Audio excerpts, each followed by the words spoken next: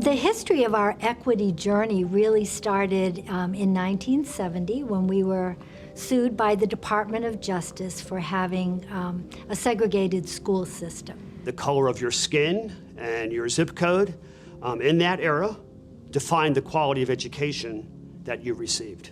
We had many, many of our African American families who had an educational system that really was subpar to other parts of the county. And quite frankly, nobody wants to admit that. It was shocking because the county is not large geographically, although we have 67,000 students. You can still drive from one end of the county to the other in a half hour.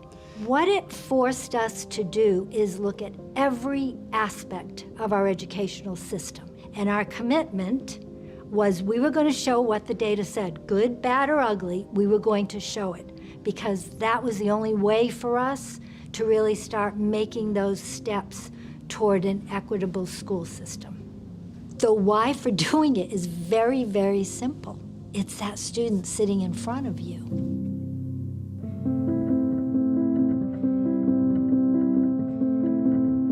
I was working at our district office, and our superintendent, Dr. Griffin, came to me. He expressed that he was really interested in getting high school students involved in some authentic curriculum. He wanted to launch like a high school innovation program. We try to include a racial awareness into all the decisions that we make structurally, because we can't be an equity program if we don't. So if we're changing this element of our school design or this element of our instruction, what is the perception among all of our students? What is the effect it's going to have? Is there any chance that it could affect one group of students differently than another in a negative way? In our environment, we are really open with each other, and I think we have tough conversations with each other. That's like the culture of our team in general. We're really open with each other, and we're explicit about wanting to be equitable.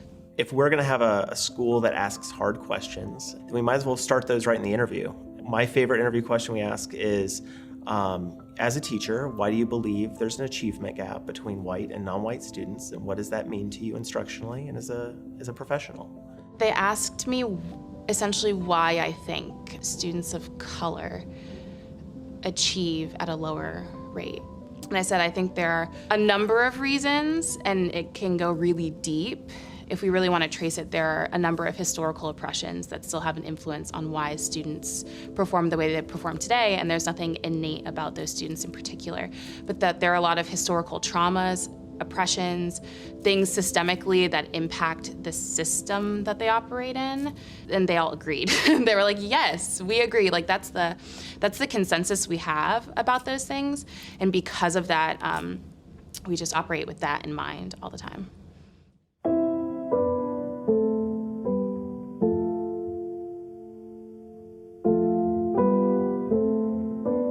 What's the subject of her speech? Like the things she's talking about.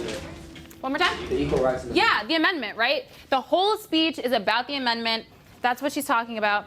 We were reading a speech by Shirley Chisholm that she gave in 1970 on the floor of the U.S. House of Representatives on the Equal Rights Amendment. And a lot of them really engaged with it well. I think they're responding to like seeing themselves in something. So whether it was like my students of color or my female students, which I remember as a student, anytime there was a text that I could actually see myself in, I was so excited. Because it means that number one, your instructor thinks that experience is valuable because they decided to include it. We can't blame them for not empathizing with people different from them if they never meet those people or if they never read about their experiences. But what is she suggesting here? She's saying we have this law that like makes sure women aren't overworked, but it's kind of also unfair to not do it to men too. Yeah, she's saying like an amendment on equal rights is not going to be good for just women, right? It's going to be beneficial for more, right? Because who is she talking to? The House of Representatives. People have biases, and people aren't like mean for having biases. We all have them, but what's crucial is that you recognize when you have them. You just have to be like aware that you're having those biases. I'm definitely privileged that I can have those conversations. I think really that can only happen when the role models in the room are trying to make connections with diverse groups of people.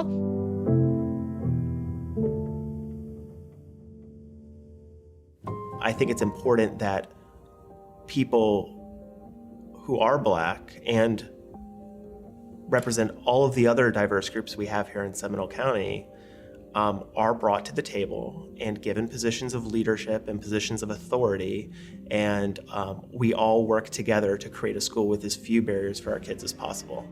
We can't pretend that we live in a colorblind world, because we don't, and all of our backgrounds like enrich the world in which we live, right?